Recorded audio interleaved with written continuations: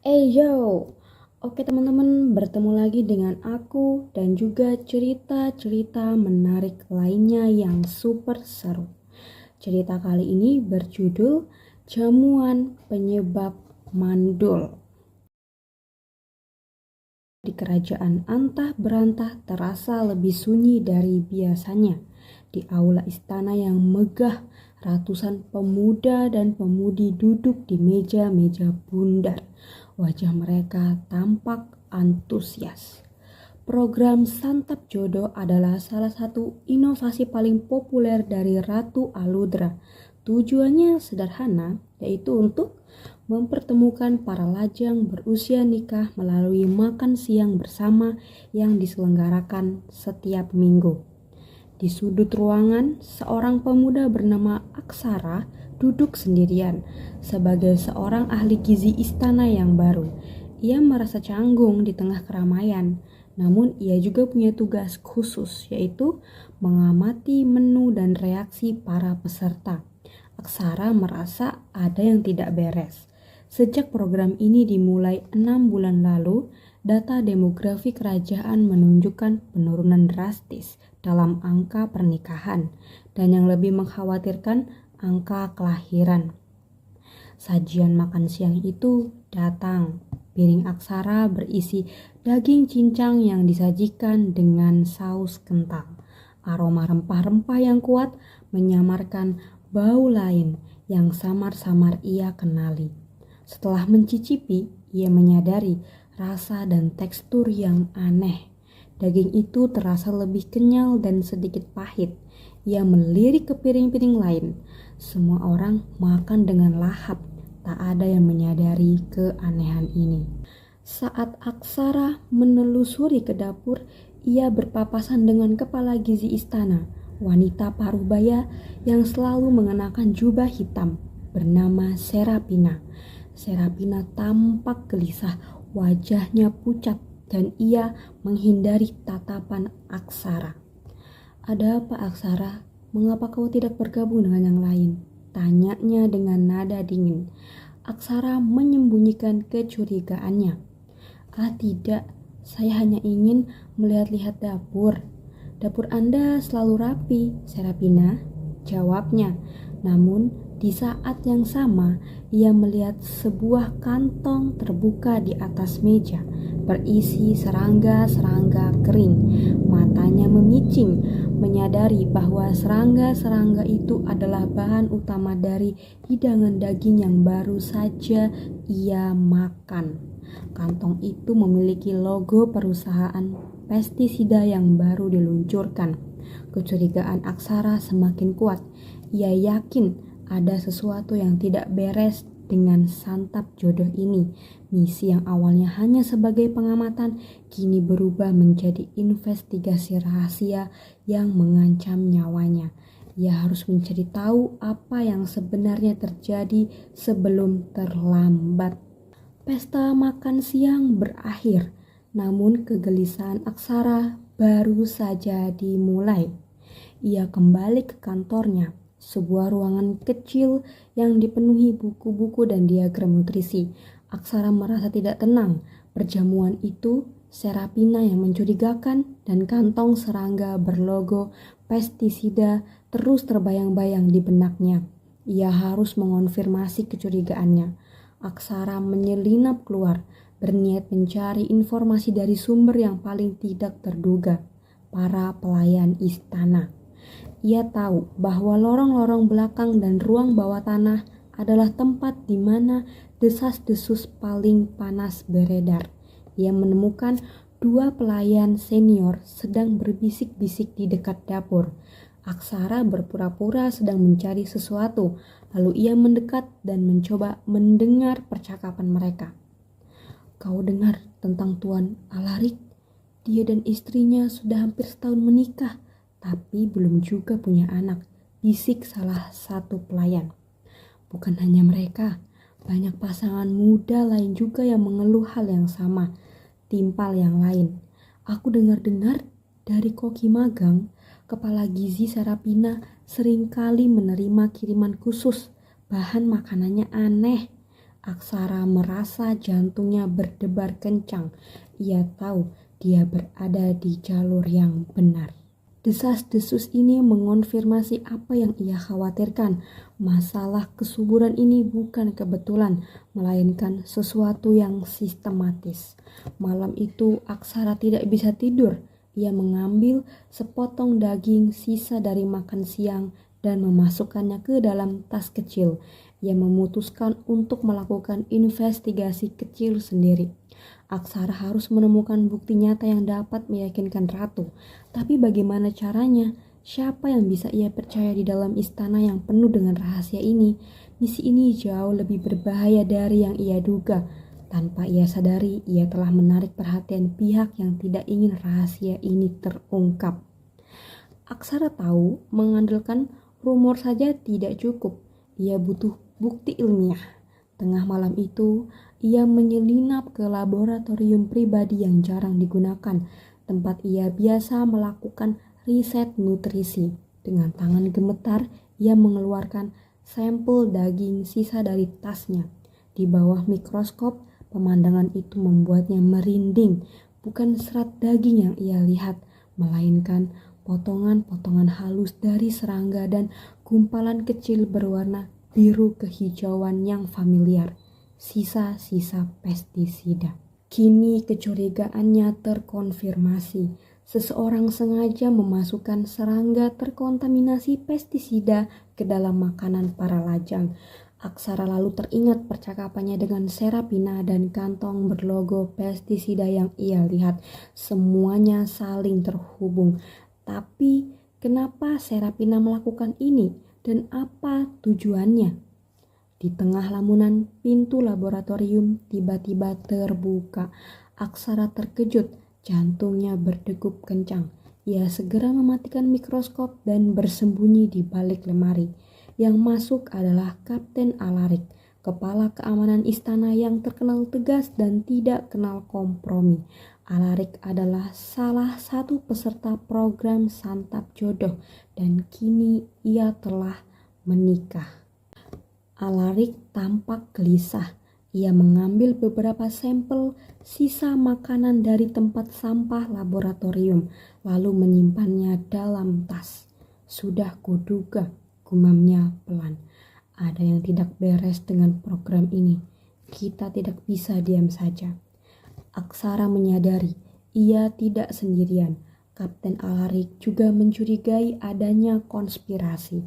Aksara memutuskan untuk keluar dari persembunyiannya. Kapten Alarik, bisiknya, aku tahu apa yang sedang terjadi. Alarik terkejut melihat Aksara. Ia menatapnya dengan curiga. Siapa kau? Apa yang kau lakukan di sini? Tanyanya dengan suara rendah namun tajam. Saya Aksara, ahli gizi istana, jawab Aksara melangkah maju.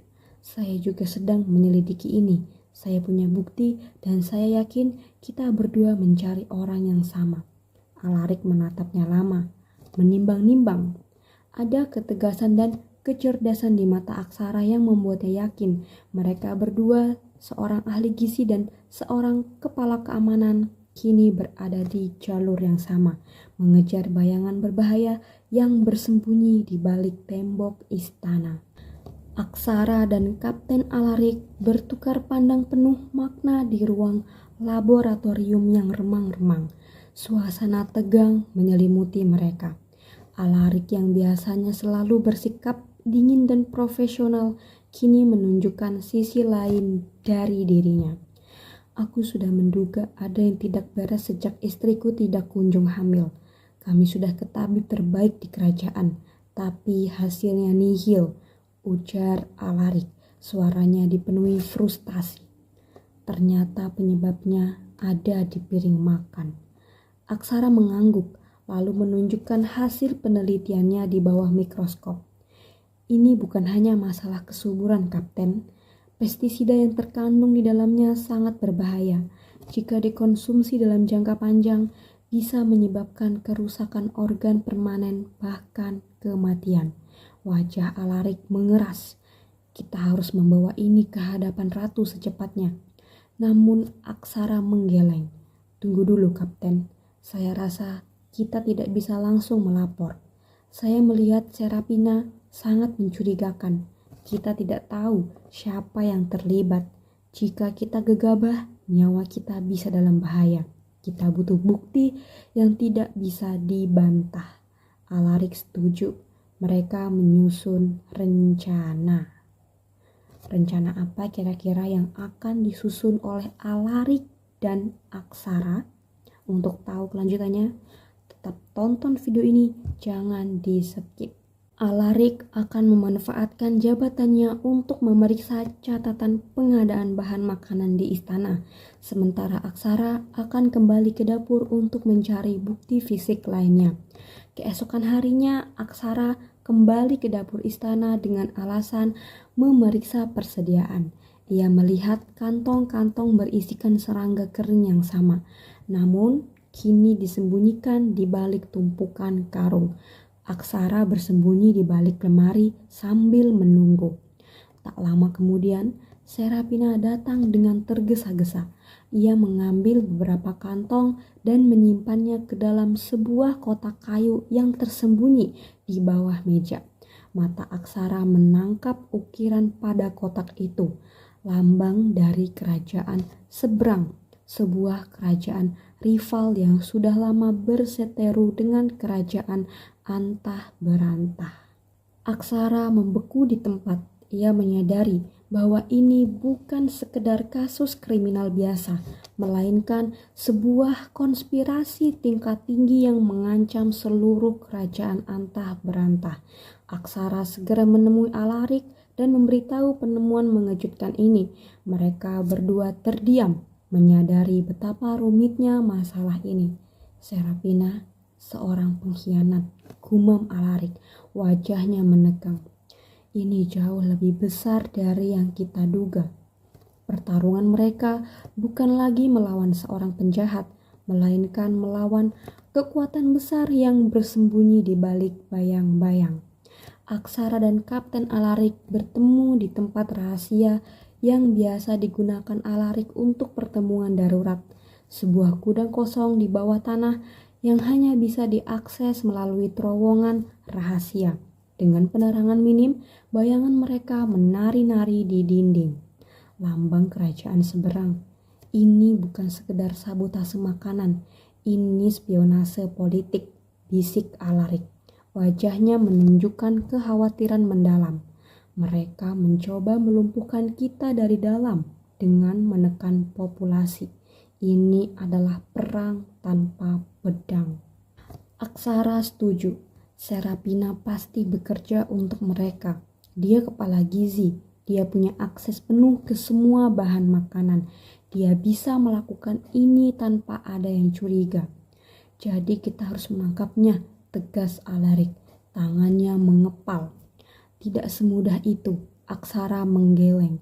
Kita butuh bukti yang kuat, yang tidak hanya menyudutkan dia, tapi juga mengungkap seluruh jaringan. Kita tidak tahu siapa lagi yang terlibat. Jangan-jangan ada antek-antek mereka di setiap sudut istana. Rencana baru pun disusun.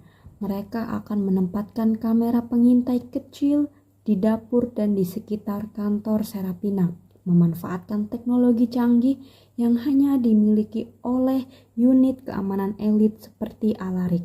Kamera itu akan merekam setiap gerak-gerik Serapina dan yang terpenting, merekam pertemuan-pertemuan rahasianya dengan siapapun yang terlibat. Malam itu dengan hati-hati mereka menyelinap ke dapur. Alaric memasang kamera di sudut yang tersembunyi dengan sempurna, di balik rak bumbu yang tinggi. Aksara memastikan bahwa lokasi kamera itu tidak akan terdeteksi bahkan oleh orang paling teliti sekalipun. Mereka bekerja dalam senyap, setiap detik terasa seperti 1 jam. Tiba-tiba terdengar langkah kaki di lorong. Alaric dan Aksara segera bersembunyi di balik tumpukan karung. Seorang pelayan magang masuk. Lalu ia mulai membersihkan lantai dapur dengan sangat teliti. Jantung Aksara berdebar kencang. Apakah mereka ketahuan? Namun pelayan itu selesai dengan pekerjaannya dan pergi. Mereka bisa bernapas lega. Nyaris, bisik Alaric, kita harus berhati-hati. Setelah memastikan semuanya aman, mereka meninggalkan dapur. Kini yang bisa mereka lakukan hanyalah menunggu. Perangkap sudah dipasang, tinggal menunggu tikus-tikus itu masuk ke dalamnya dan membuka kedok jaringan rahasia yang telah meracuni kerajaan antah berantah dari dalam. Aksara dan Kapten Alaric menghabiskan 2 hari berikutnya dalam ketegangan. Mereka memantau rekaman kamera pengintai dari sebuah ruangan rahasia di bawah tanah. Pada awalnya tidak ada yang mencurigakan. Serapina menjalankan tugasnya seperti biasa, memberikan instruksi kepada para koki dan memeriksa persediaan. Namun pada malam ketiga mereka menangkap sesuatu. Serapina terlihat gelisah. Setelah para koki pulang, ia mengambil kotak kayu dengan lambang kerajaan seberang dan membawanya ke sebuah ruangan kecil di belakang dapur yang selama ini Aksara kira hanya digunakan sebagai gudang rempah-rempah. Ia menutup ruangan dengan hati-hati, tapi kamera tersembunyi milik Alaric berhasil melihatnya. Aksara dan Alaric menonton rekaman itu menahan nafas. Di dalam ruangan, Serafina meletakkan kotak itu di atas meja dan membuka sebuah lemari rahasia di balik rak bambu. Ia mengeluarkan sebuah perangkat komunikasi nirkabel yang tampak asing. Aksara dan Alaric terkejut. Teknologi semacam itu belum ada di kerajaan antah berantah. Ini adalah bukti tak terbantahkan bahwa Serapina berhubungan dengan musuh. Serapina mulai berbicara dengan perangkat itu. Suaranya pelan dan samar, tapi Aksara dan Alaric berhasil menangkap beberapa kata kunci. Program berjalan lancar, target populasi, dan yang paling mengerikan, persiapan fase berikutnya. Rekaman itu juga menangkap seseorang lain di dalam ruangan. Ia adalah seorang pria berbadan besar dengan jubah gelap. Wajahnya tertutup bayangan, tapi ia memiliki bekas luka yang jelas di tangan kirinya. Ia tampak seperti otak di balik semua ini. Bagus, Serapina, suaranya serak dan dingin. Pastikan semua berjalan sesuai rencana. Jangan ada yang curiga. Tiba-tiba kamera mati. Mereka tahu seseorang telah menemukan perangkat itu dan menghancurkannya. Sial, kita terlambat, desis Alaric. Mereka tahu kita memata-matai mereka. Tidak, kata Aksara. Justru sebaliknya. Mereka hanya tahu kita mengawasi dapur. Tapi mereka tidak tahu kalau kita sudah melihat semuanya. Misi mereka sekarang berubah. Bukan lagi mengumpulkan bukti, tapi menangkap Serapina dan kaki tangannya sebelum mereka bisa kabur. Mereka harus bertindak cepat sebelum semua jejak hilang. Aksara dan Kapten Alaric tahu bahwa mereka tidak punya banyak waktu. Rekaman yang hilang adalah bukti bahwa mereka telah terdeteksi dan Serapina beserta kaki tangannya pasti akan mencoba melarikan diri. Alaric segera menyusun tim kecil dari anggota terpercayanya dan mereka bergerak dalam senyap. Rencana mereka sederhana, mengepung dapur istana dan menangkap Serapina hidup-hidup. Namun mereka tidak tahu bahwa Serapina juga sudah menyiapkan pelarian. Saat tim Alaric tiba, mereka menemukan dapur dalam keadaan kosong. Kotak kayu dengan lambang kerajaan seberang dan semua kantong serangga sudah lenyap.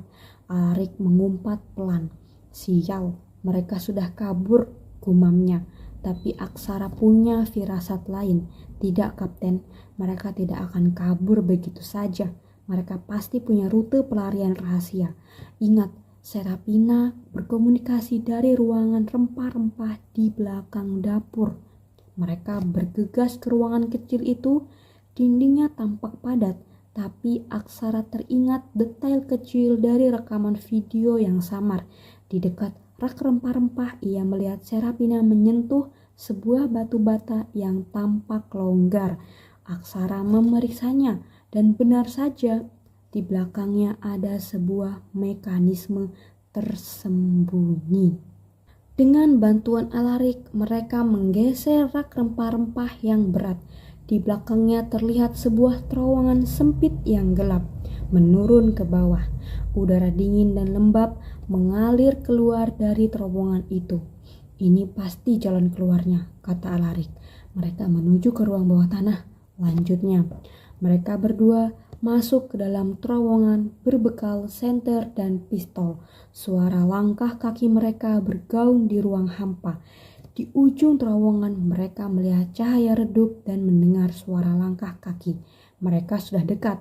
Mereka berhasil menemukan Serapina yang sedang tergesa-gesa membuka pintu rahasia menuju ke sebuah lorong bawah tanah yang lebih besar. Di sampingnya berdiri sosok pria berbadan besar dengan bekas luka di tangan kirinya, persis seperti yang mereka lihat di rekaman. Ia membawa tas besar yang penuh dengan kantong-kantong berisikan serangga bukti kejahatan mereka.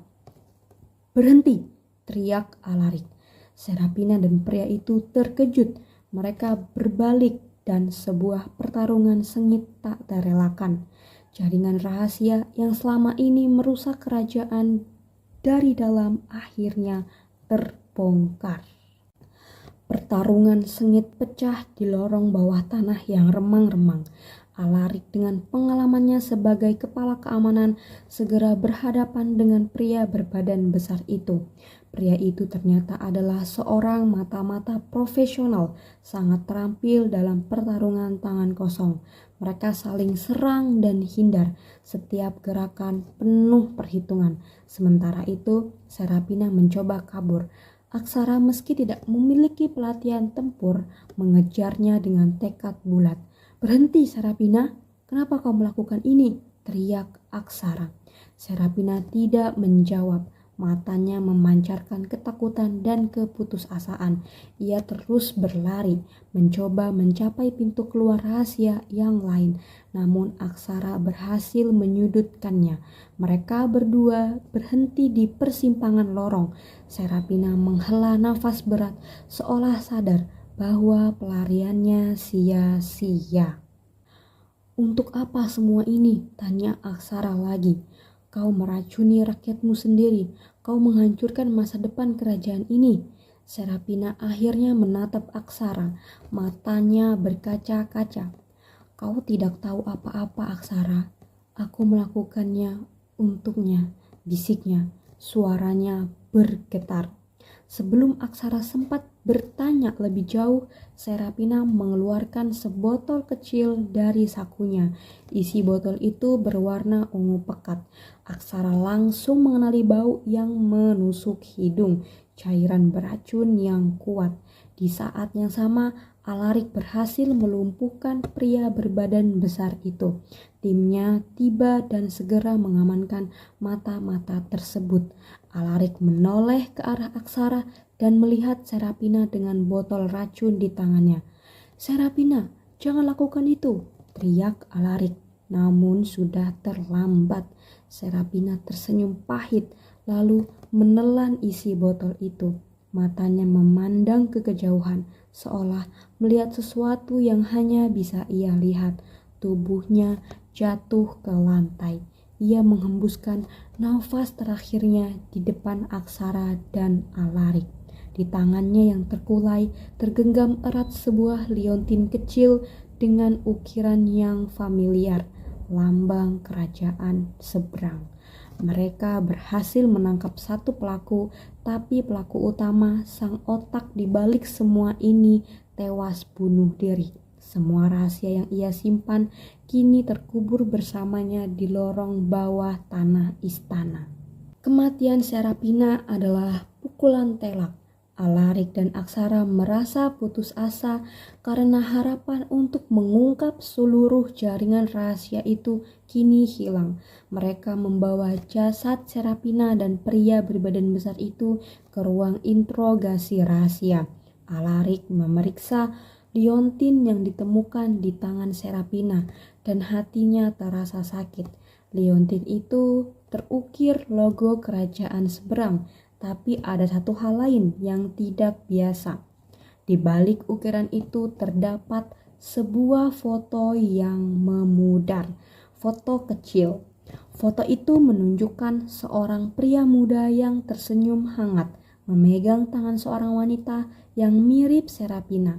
Pria itu adalah Adipati Vexos, salah satu bangsawan terkuat di kerajaan seberang, dan di sampingnya seorang gadis kecil yang mirip Serapina namun lebih muda. Aksara dan Alarik terkejut. Adipati Vexos adalah musuh bebuyutan kerajaan. Namun, apa hubungannya dengan Serapina? Alarik lalu teringat sesuatu. Ada desas-desus bahwa Ratu Aludra pernah memiliki seorang saudara perempuan yang diculik saat masih kecil oleh musuh. Namun, desas-desus itu tidak pernah terkonfirmasi. Jika Serapina adalah saudara Ratu Aludra, mengapa dia mengkhianati kerajaannya sendiri? Ternyata ada plot twist yang sangat plot twist di kisah Serapina ini. Apakah benar Serapina itu adalah saudara dari Ratu Aludra? Untuk tahu kelanjutannya, tonton video ini, don't skip. Aksara mencari petunjuk lain. Ia memeriksa barang-barang pribadi Serapina dan menemukan sebuah surat tua yang sudah lusuh. Surat itu tertulis di kerajaan seberang dan isinya adalah perintah dari Adipati Vexos untuk menjalankan misi penting yang akan mengubah takdir kedua kerajaan. Aksara lalu menyadari sesuatu. Vexos telah merencanakan ini sejak lama dan Serapina hanyalah pion yang dimanfaatkan. Tapi mengapa Serapina bersedia menjadi pion? Tiba-tiba Alarik melihat sebuah nama di surat itu yang membuatnya terperangah. Nama itu adalah Lyra, nama asli Serapina yang pernah menjadi pelayan kepercayaan Ratu Aludra. Aksara dan Alarik kini menyadari bahwa ini adalah pengkhianatan yang jauh lebih dalam dari yang mereka bayangkan. Misi ini bukan sekedar spionase, melainkan balas dendam pribadi yang berakar pada masa lalu. Mereka berdua terdiam, menyadari bahwa mereka harus berhadapan dengan Ratu Aludra sendiri dan mengungkapkan kebenaran yang pahit ini. Kebenaran yang bisa menghancurkan kerajaan dari dalam. Setelah penemuan surat lama dan identitas asli Serapina, Lyra mengguncang Aksara dan Alarik. Mereka menyadari bahwa Serapina adalah bagian dari lingkaran istana yang paling dipercaya, namun diam-diam menjadi agen musuh. Ini bukan sekedar pengkhianatan, ini adalah luka lama yang dirobek kembali. Lyra, jadi dia adalah saudara perempuan ratu yang hilang, gumam Aksara mencoba mencerna fakta yang begitu pahit ini. Diculik, dibesarkan di kerajaan seberang, dan dipersiapkan untuk misi ini. Lanjutnya, ini adalah operasi jangka panjang Aksara, sahut Alarik, rahangnya mengeras. Adipati Vexos pasti sudah merencanakan ini selama bertahun-tahun. Lyra adalah senjatanya yang paling mematikan. Mereka berdua tahu bahwa mengungkapkan ini kepada Ratu Aludra akan menjadi tugas yang berat. Ratu pasti akan hancur mengetahui pengkhianatan dari darah dagingnya sendiri. Namun mereka tidak punya pilihan. Saat mereka berdua sedang memilah-milah bukti, pintu gudang rahasia mereka tiba-tiba didobrak. Seorang prajurit kerajaan seberang bertubuh besar masuk dan diikuti oleh beberapa prajurit lainnya. Prajurit ini adalah orang yang sama yang ditembak Alarik, namun berhasil melarikan diri. Sekarang ia kembali dengan bala bantuan. Jadi ini dia tikus-tikus yang mengganggu rencana kami, desis pria itu. Matanya menyala penuh dendam. Pertarungan sengit tak terelakkan. Alarik dan Aksara meski kalah jumlah bertarung mati-matian. Gedung bawah tanah itu berubah menjadi medan perang. Aksara dengan kelincahannya mencoba mencari celah untuk melarikan diri dan membawa bukti-bukti penting. Sementara Alarik dengan kekuatan dan pengalamannya menahan serbuan prajurit musuh.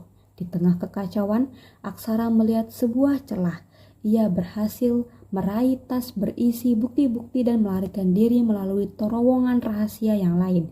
Ia dikejar oleh 2 prajurit musuh, namun ia berhasil menembus kegelapan dan mencapai sebuah taman tersembunyi di bagian belakang istana. Taman itu adalah tempat yang indah dan eksotis dengan bunga-bunga langka yang bermekaran dan air mancur yang memancarkan cahaya rembulan. Terengah-engah, Aksara melihat sesosok wanita yang sedang membaca buku di dekat air mancur. Wanita itu adalah Putri Elara, adik Ratu Aludra yang jarang terlihat di politik, namun terkenal akan kecantikan dan kecerdasannya. Putri Elara terkejut melihat Aksara yang muncul tiba-tiba dengan pakaian acak-acakan dan sedikit luka di lengan. "Siapa kau? Apa yang terjadi?" tanyanya. Suaranya lembut namun penuh keprihatinan. Aksara menjelaskan situasinya dengan cepat, menunjukkan bukti-bukti yang ia bawa. Putri Elara mendengarkan dengan seksama, matanya memancarkan kesedihan dan kemarahan. Ia mengulurkan tangan, menyentuh luka di lengan Aksara dengan lembut. Sentuhan itu terasa menenangkan. Di tengah semua kekacauan dan bahaya yang mengancam, "Kita harus segera menemui Ratu," kata Putri Elara bangkit berdiri. "Ikuti aku. Aku tahu jalan rahasia ke kamar Ratu yang tidak diketahui oleh siapapun." Dengan hati-hati, mereka berdua berjalan menyusuri taman, lalu masuk ke dalam lorong rahasia di balik air mancur. Dalam kegelapan itu, di tengah bahaya yang mengintai, sebuah ikatan tak terduga mulai terjalin di antara mereka. Sebuah harapan kecil yang romantis di tengah teror sang dalang. Putri Elara memimpin Aksara melalui lorong-lorong rahasia di balik air mancur. Langkahnya mantap dan penuh percaya diri. Aksara yang masih terkejut dengan pergantian peristiwa mengikuti dengan setia. Di tengah kegelapan, senter kecil mereka memancarkan cahaya yang menari-nari di dinding-dinding batu. Ada ketenangan yang menaungi mereka, sebuah oase di tengah badai. Aksara merasakan denyut jantungnya, bukan hanya karena ketakutan, tapi juga karena kehadiran Putri Elara yang begitu dekat. Mereka akhirnya tiba di sebuah pintu kayu kecil yang tersembunyi. Elara mengetuk dengan irama khusus, dan pintu itu terbuka. Mereka masuk ke dalam kamar Ratu Aludra yang sedang duduk di kursi kebesarannya. Wajahnya tampak lelah. Ratu terkejut melihat Elara dan Aksara yang tampak kacau dan tergesa-gesa. "Ada apa ini, Elara? Siapa dia?" tanya Ratu. Suaranya dipenuhi kekhawatiran. Putri Elara menatap Ratu dengan mata sedih. "Kakak, ada hal yang sangat penting yang harus kau ketahui." Aksara lalu menjelaskan semuanya. Ia menunjukkan bukti-bukti yang ia kumpulkan, sampel makanan yang terkontaminasi, foto Serapina dengan Adipati Vexos, dan surat lama yang mengungkap identitas asli Serapina, Lyra. Ratu Aludra mendengarkan dengan saksama. Wajahnya memucat seiring setiap fakta yang terungkap. Ketika Aksara selesai bercerita, ruangan itu hening. Ratu Aludra menutup matanya, nafasnya tersendat, air mata mengalir di pipinya. "Lyra, adikku," bisiknya, suaranya pecah. "Aku tidak menyangka ia masih hidup, dan dia mengkhianatiku seperti ini." Elara memeluk Ratu Aludra, mencoba menenangkan kakaknya. Ratu membalas pelukannya, lalu menatap Aksara dengan mata penuh yang terima kasih. Elara memeluk Ratu Aludra, mencoba menenangkan kakaknya. Ratu membalas pelukannya, lalu menatap Aksara dengan mata yang penuh terima kasih. "Aksara, Kau telah menyelamatkan kerajaan ini, katanya. Suaranya kini kembali tegas. Aku akan memanggil semua panglima dan menteri sekarang juga. Kita akan menyerang kerajaan seberang dan mengakhiri teror ini. Tunggu dulu Yang Mulia, kata Aksara. Ada satu hal lagi. Ini bukan hanya masalah perang. Ini juga masalah balas dendam. Adipati Vexos pasti ingin menghancurkan kita dari dalam, bukan hanya dari luar. Ratu Aludra mengangguk, menyadari bahwa ia harus bertindak dengan hati-hati. Pertarungan yang akan datang adalah pertarungan yang jauh lebih kompleks dari yang ia bayangkan. Setelah pertemuan itu, Aksara dan Putri Elara kembali ke taman rahasia. Mereka duduk di tepi air mancur. Keheningan di antara mereka terasa nyaman. Angin malam menerpa, membawa aroma bunga-bunga eksotis. Kau menyelamatkan kerajaan ini, Aksara, bisik Elara menatapnya dengan mata berbinar. Kita menyelamatkannya, jawab Aksara, meraih tangan Elara. Sentuhan itu terasa hangat. Aku selalu merasa kesepian di istana ini, kata Elara, menyandarkan kepalanya ke bahu Aksara. Aku tahu, aku punya keluarga, tapi aku merasa ada yang hilang. Dan sekarang aku tahu apa itu. Oke, lanjut. Aksara menatap matanya yang indah, dipantulkan oleh cahaya rembulan. Ia menyadari bahwa ia telah menemukan belahan jiwanya. Perjuangan dan bahaya yang mereka hadapi telah menyingkap sebuah ikatan yang tak terduga. Elara, bisik Aksara, mendekatkan wajahnya. Aku... Shh. Elara memotongnya dengan jari di bibir Aksara.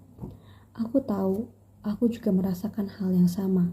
Mereka berdua berciuman di bawah rembulan di taman yang penuh keindahan. Ciuman yang penuh dengan harapan di tengah keputusasaan. Mereka telah menemukan satu sama lain di tengah kekacauan, dan ikatan ini adalah janji untuk masa depan yang lebih baik. Mungkin Kapten Alarik dia udah berhasil nih ngelawan prajurit-prajurit itu, makanya Aksara santai aja gitu kan, santuy aja. Lagian dia nih kapten, pasti bisa nih ngelawan sendiri gitu kali ya. Beberapa bulan kemudian, setelah teror Adipati Vexos berakhir dan kerajaan seberang takluk, sebuah pesta pernikahan yang megah diselenggarakan. Aksara, seorang ahli gizi biasa, menikah dengan Putri Elara. Pernikahan mereka bukan hanya menyatukan dua hati, tapi juga menjadi simbol kebangkitan dan harapan baru bagi kerajaan Antah Barantah. Namun, di balik semua kebahagiaan itu, masih ada pertanyaan yang terjawab. Siapa dalang sebenarnya di balik semua ini? Dan apa yang mereka lakukan selanjutnya? Ya, itu masih menjadi pertanyaan ya. Dan jujur aja aku terkejut. Setelah beberapa bulan kemudian, ternyata Aksara menikah dengan Putri Elara ya. Waktu yang begitu cepat. Oke, lanjut. Malam pernikahan telah tiba. Setelah perjamuan megah dan tarian riang yang diikuti oleh seluruh rakyat, Aksara dan Putri Elara akhirnya berada di kamar pengantin mereka. Kamar itu dihiasi dengan mawar putih dan lilin beraroma melati, menciptakan suasana yang intim dan magis. Elara berdiri di dekat jendela, memandang bulan purnama yang bersinar. Gaun pengantinnya yang megah kini telah diganti dengan gaun tidur sutra berwarna putih, membuat kecantikannya semakin terpancar. Aksara mendekatinya dari belakang, memeluknya dengan lembut. Ia merasakan kehangatan dan kelembutan tubuh Elara, sebuah keajaiban yang ia dapatkan setelah melalui semua badai. Aku masih tidak percaya ini, bisik Aksara mencium rambut Elara. Seorang ahli gizi sepertiku menikah dengan seorang putri. Elara membalikkan badannya, tersenyum manis. Kita sudah melewati banyak hal bersama, Aksara. Aku rasa takdir memang sudah mempersatukan kita. Asik. Ia menempelkan tangannya di dada Aksara, merasakan detak jantungnya yang berirama cepat. Aku tidak menikah dengan ahli gizi istana Aksara. Aku menikah dengan pahlawan yang menyelamatkan kerajaanku. Mata mereka bertemu, dipenuhi dengan cinta dan kerinduan. Aksara menunduk mencium bibir Elara dengan lembut. Ciuman itu adalah janji, sebuah awal dari babak baru dalam hidup mereka. Di balik pintu istana yang kokoh, malam pertama mereka menjadi saksi bisu atas kebahagiaan yang mereka perjuangkan. Kisah mereka adalah bukti bahwa cinta sejati dapat ditemukan di tempat yang paling tidak terduga. Berarti pertemuan aku dengan Kim Namjoon bisa terjadi juga nih secara tidak terduga.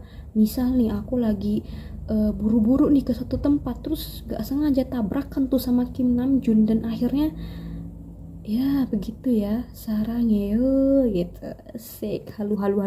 Oke, lanjut. Setelah malam pernikahan yang penuh kebahagiaan, kehidupan baru Aksara dan Elara dimulai.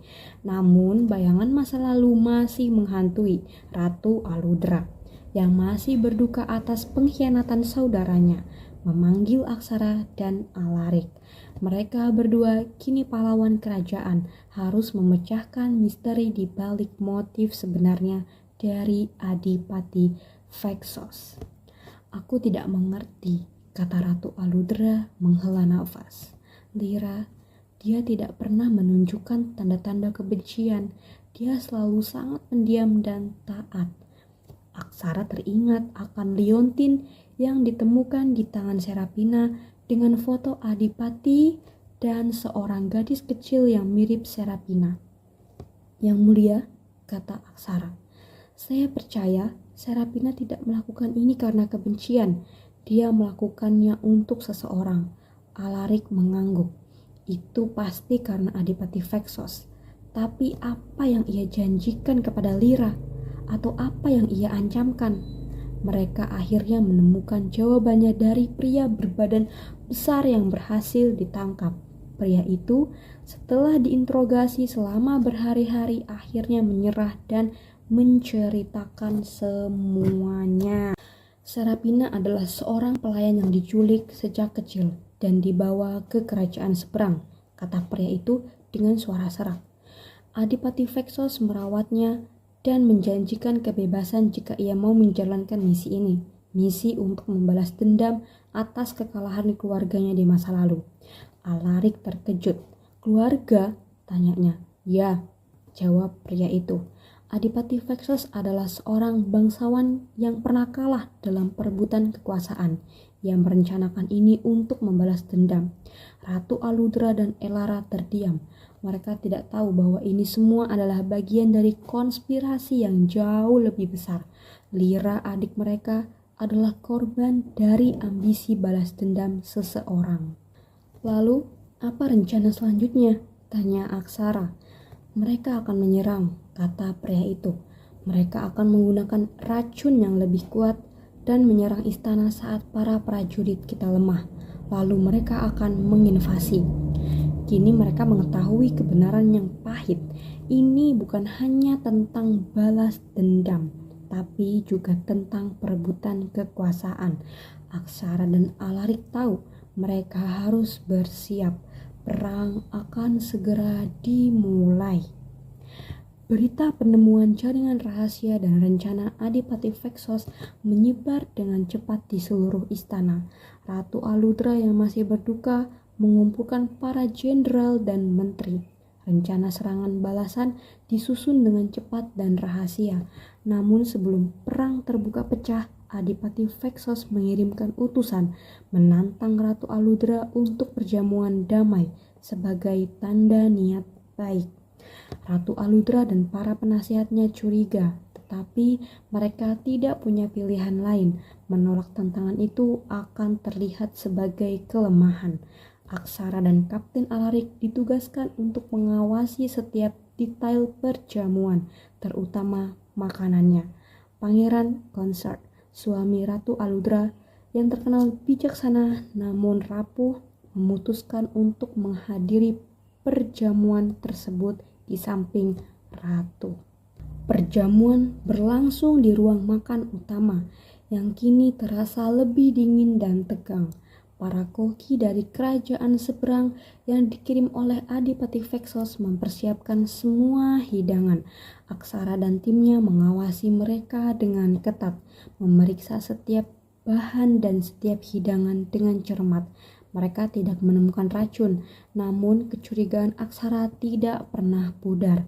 Ketika hidangan utama disajikan, Aksara menyadari sesuatu. Hidangan daging panggang itu terlihat dan berbau normal, tetapi ada satu bumbu yang tidak lazim. Aksara segera mengambil sampel dan memeriksanya. Ia terkejut menemukan bahwa bumbu itu bukanlah racun, melainkan sejenis ramuan yang secara perlahan akan melumpuhkan sistem saraf jika dikombinasikan dengan minuman anggur tertentu yang disajikan di meja ratu dan suaminya. Aksara bergegas memberi isyarat kepada Alarik yang langsung mengerti. Mereka menyelinap ke belakang, mengganti botol anggur yang seharusnya disajikan untuk ratu dan suaminya dengan yang lain. Perjamuan selesai, tidak ada yang curiga. Namun, saat ratu dan suaminya kembali ke kamar mereka, suami ratu tiba-tiba jatuh tak sadarkan diri, terkejut dan panik. Ratu Aludra memanggil tabib istana. Tabib istana tidak dapat menemukan penyebabnya. Aksara dan Alarik menjelaskan tentang ramuan yang ada pada hidangan dan anggur. Namun mereka terlambat. Ramuan itu sudah menyebar di seluruh tubuh suami ratu. Beberapa jam kemudian, suami Ratu Aludra menghembuskan nafas terakhirnya. Ratu Aludra sangat terpukul. Ia mengurung diri di kamarnya selama berminggu-minggu, menolak bertemu siapapun. Hanya Aksara dan Elara yang diizinkan masuk. Aksara dengan kesetiaan dan ketulusan hatinya berada di sisi ratu, memberinya dukungan moral, mendengarkan keluh kesahnya. Di tengah kesedihan mendalam, Ratu Aludra mulai melihat Aksara dengan cara yang berbeda. Ia melihat kekuatan, kebijaksanaan, dan kebaikan hati yang jarang ia temukan pada pria lain. Aksara yang selalu setia melindunginya kini bukan lagi hanya seorang pahlawan, melainkan juga sandaran hatinya. Perasaan yang tidak pernah ia sangka mulai tumbuh. Cinta yang lahir dari duka dan pengkhianatan. Duka atas kepergian suaminya perlahan mulai mereda, namun luka di hati Ratu Aludra tetap dalam. Setiap malam ia memanggil Aksara ke kamarnya, bukan untuk membicarakan strategi perang, melainkan untuk mencari ketenangan. Mereka akan duduk berjam-jam. Ratu bercerita tentang kehidupannya yang penuh beban, dan Aksara mendengarkan dengan penuh empati. Ia menjadi satu-satunya orang yang Ratu percaya untuk berbagi kesedihan. Suatu malam, saat Aksara hendak berpamitan, Ratu Aludra meraih tangannya. "Tinggallah, Aksara," bisiknya, suaranya parau. Aksara terkejut, namun ia tidak menolak. Ia duduk kembali menetap bersama ratu yang kini memandangnya dengan tatapan yang berbeda. "Aku merasa sangat hancur," kata Ratu Aludra. Air mata mengalir di pipinya. "Pertama, adikku mengkhianatiku, lalu suamiku pergi." Ia lalu menatap Aksara. "Hanya kau yang tetap berada di sisiku, Aksara. Hanya kau yang memberiku harapan." Aksara merasakan hatinya bergetar. Ia tahu Ratu Aludra terluka, namun ia juga merasakan sesuatu yang lain di balik kata-katanya. "Yang mulia, aku selalu setia pada kerajaan ini," katanya, mencoba menjaga jarak. Ratu Aludra menggeleng. Ia meraih wajah Aksara. Ibu jarinya membelai pipinya. "Aku tahu, Aksara, tapi bukan hanya itu. Ia menarik nafas dalam, mengumpulkan keberanian. "Aku mencintaimu, Aksara. Aku mencintai caramu melihat dunia, caramu berjuang, caramu melindungiku." Aksara membeku. Ini adalah pengakuan yang tidak pernah ia duga. Di satu sisi, ia menghormati dan mencintai Ratu Aludra, namun ia juga mencintai Elara. Konflik batin berkecamuk dalam dirinya. Di sisi lain, Elara yang kini juga menjadi ratu mulai merasa ada sesuatu yang tidak beres. Aksara selalu pulang larut malam dan ia sering terlihat gelisah. Meskipun ia mencintai Aksara, ia juga mencintai kakaknya. Ia tidak tahu apa yang harus ia lakukan dan ia takut dengan kebenaran yang mungkin ia temukan. Malam itu, di kamar Ratu Aludra, Aksara dihadapkan pada pilihan yang sulit.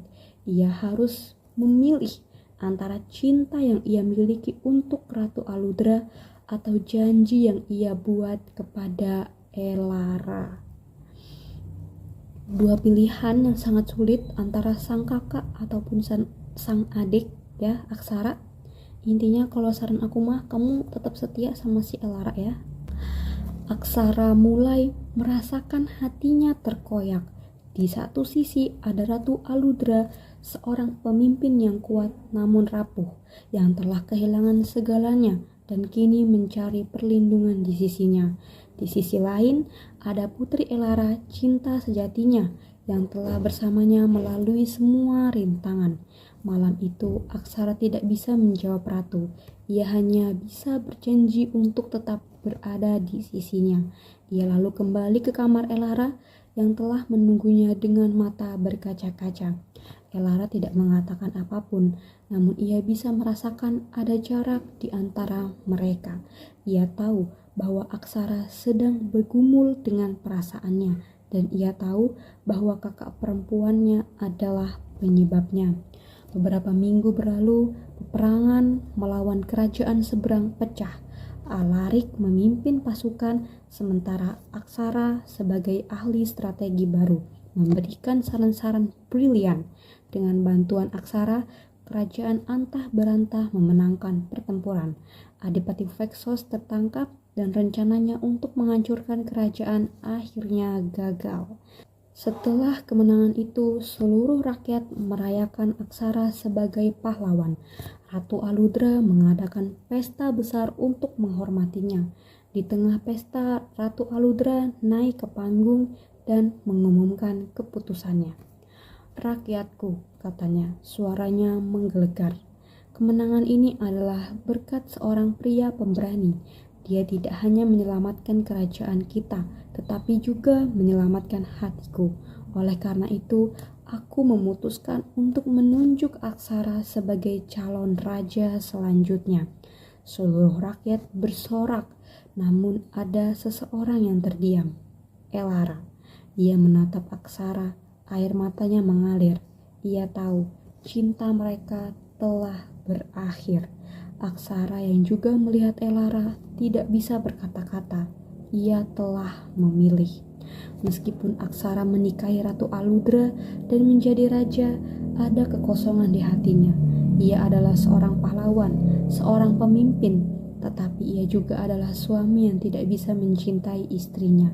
Kisah cinta mereka yang dimulai dengan harapan berakhir dengan pengorbanan. Ya, dan Elara mengorbankan perasaannya mungkin ya untuk melihat kakaknya bahagia dengan orang yang dia pilih. Dan emang ya, hubungan tanpa cinta itu terasa sangat sulit dan berakhir seperti ini. Tapi gak semuanya kok hubungan tanpa cinta itu berakhir seperti ini, oke? Malam pernikahan Raja Aksara dan Ratu Aludra tiba. Pernikahan ini meskipun megah, terasa hampa bagi Aksara. Ia adalah raja baru, namun ia tidak bisa melupakan Elara. Ia tahu kamar mereka berada tepat di sebelah kamar Elara. Di dalam kamar yang dihiasi dengan mawar merah dan lilin, Aksara dan Aludra berdiri berhadapan. "Kau tahu, ini adalah keputusan yang sulit," kata Aludra, suaranya parau. "Tapi aku tahu ini adalah jalan terbaik untuk kerajaan kita." "Aku mengerti," jawab Aksara, suaranya pelan. Ia tidak bisa melihat mata Aludra. Ia takut perasaannya akan terekspos. Aku mencintaimu, bisik Aludra mendekati Aksara. Aku tahu kau tidak mencintaiku, tapi aku akan membuatmu mencintaiku. Aksara merasakan hatinya bergetar. Ia tahu bahwa ia tidak bisa mencintai Aludra, tetapi ia juga tidak bisa menolak cinta yang begitu tulus. Ia memutuskan untuk menyerahkan dirinya pada takdir. Ia memeluk Aludra dan mencium bibirnya. Ciuman itu adalah janji, sebuah awal dari babak baru dalam hidup mereka. Dulu juga begitu dengan Elara, dan sekarang begitu juga dengan Aludra. Semoga janji itu ditepati setelah diingkar untuk yang pertama kalinya dengan Elara. Pagi itu, Aksara dan Aludra memulai babak baru dalam hidup mereka. Mereka berdua bangun pagi dan pergi ke ruang kerja mereka. Mereka bekerja sama untuk merekonstruksi kerajaan, membangun kembali apa yang telah dihancurkan oleh musuh. Mereka membangun rumah sakit baru, sekolah, dan perpustakaan. Mereka juga membuat program untuk membantu para korban perang. Aksara adalah seorang pemimpin yang baik, seorang pemimpin yang dicintai oleh rakyatnya, namun ia tidak pernah bisa melupakan Elara. Elara juga memulai hidup barunya. Ia tidak pernah menikah dan ia memutuskan untuk mengabdikan hidupnya untuk membantu orang-orang miskin. Ia membangun panti asuhan dan ia menjadi ibu bagi anak-anak yang tidak memiliki orang tua. Meskipun Aksara dan Elara tidak bisa bersama, mereka berdua menemukan kebahagiaan dan melayani rakyat mereka. Mereka adalah pahlawan yang dicintai oleh semua orang. Namun, di balik semua kebahagiaan itu, masih ada kekosongan di hati mereka. Mereka tahu cinta sejati mereka adalah cinta yang tidak bisa mereka miliki. Ratu Aludra kemudian membuat keputusan yang berani. Ia mengumpulkan semua menteri dan panglima dan mengumumkan keputusannya. Aku, Ratu Aludra, mengundurkan diri dari tahta. Aku akan menyerahkan tahta kepada Aksara dan ia akan menikah dengan putri Elara. Semua orang terkejut, namun mereka tahu ini adalah keputusan yang benar karena cinta sejati memang harus diutamakan. Aksara dan Elara akhirnya bisa bersama dan anak mereka akan menjadi pewaris tahta yang sah. Terima kasih atas kebaikan dan keputusan kamu, Ratu Aludra, karena telah menyatukan Aksara dan Elara kembali. Karena pada dasarnya memang Aksara dan Elara itu yang pertama kali bertemu dan yang pertama kali menjalin cinta. Jadi terima kasih Ratu Aludra telah memberikan kebahagiaan untuk adikmu dan Aksara. Beberapa bulan setelah pernikahan Aksara dan Aludra, sebuah kabar mengejutkan menyebar di istana. Putri Elara hamil. Kabar ini bagaikan bom yang meledak, mengguncang istana yang baru saja menemukan kedamaian. Ratu Aludra sangat marah dan kecewa. Ia memanggil Elara ke ruang kerjanya. "Jelaskan ini, Elara," teriak Aludra. Suaranya dipenuhi amarah. "Siapa ayah dari anak ini? Apa kau mengkhianati keluargamu sendiri?" Elara terdiam, menunduk. Ia tahu ia tidak bisa berbohong. Dengan air mata mengalir, ia akhirnya mengakui semuanya. "Anak ini adalah anak Aksara." Aludra terdiam, matanya membelalak. Ia menatap Elara, lalu menatap Aksara yang berdiri di sampingnya dengan wajah pucat. Semua rahasia, semua kebohongan akhirnya terungkap. Aludra merasa hancur. Ia tidak bisa percaya bahwa suaminya, pria yang ia cintai, mengkhianatinya. "Bagaimana bisa?" bisik Aludra. Suaranya bergetar. "Kapan? Di mana?" Aksara akhirnya angkat bicara.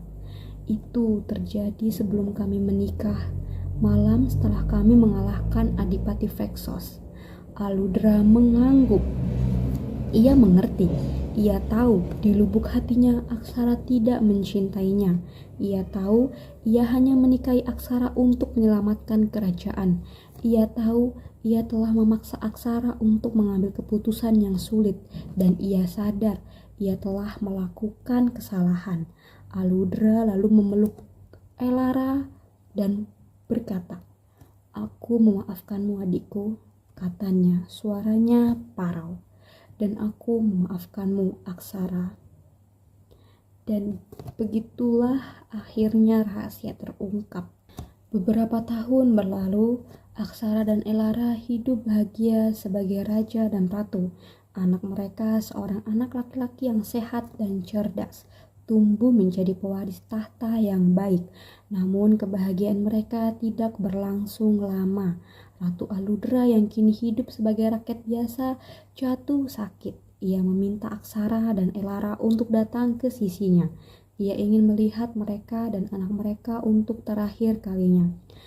"Aku sangat bahagia melihat kalian berdua," bisik Aludra, suaranya lemah. "Kalian adalah keluarga yang sempurna. Aku tahu aku membuat kesalahan di masa lalu. Aku memaksa Aksara untuk menikahiku. Aku hanya ingin menyelamatkan kerajaan." "Kakak," kata Elara, air mata mengalir di pipinya. "Kau tidak perlu meminta maaf. Kau telah berkorban banyak untuk kerajaan kita." "Aku tahu," kata Aludra. "Tapi aku ingin kalian tahu, aku tidak menyesal. Aku telah menemukan kedamaian dalam hidupku. Aku telah menemukan cinta sejati." Aludra lalu memberikan sebuah liontin kecil kepada Aksara. "Liontin ini adalah milik ibuku," katanya. "Berikan kepada anakmu dan katakan padanya, ia harus menjadi seorang pemimpin yang baik, seorang pemimpin yang tidak pernah melupakan rakyatnya." Aksara mengangguk. Ia memeluk Aludra untuk terakhir kalinya. Aludra tersenyum dan ia menghembuskan nafas terakhirnya dengan damai. "Semoga kamu tenang di sana ya Aludra. Terima kasih atas semua pengorbananmu untuk kerajaan." Oke, lanjut. Kematian Aludra adalah pukulan telak bagi seluruh kerajaan. Rakyat berduka, namun mereka juga merayakan kehidupan sang ratu. Ratu Aludra akan selalu dikenang sebagai seorang pemimpin yang berani, seorang pemimpin yang berkorban untuk rakyatnya. Aksara dan Elara yang kini menjadi raja dan ratu memimpin kerajaan dengan bijaksana. Mereka adalah pasangan yang sempurna, yang dicintai oleh rakyatnya. Mereka membangun sebuah monumen untuk Aludra, untuk menghormati pengorbanannya. Pada suatu malam, Aksara dan Elara duduk di monumen itu, memandang langit malam.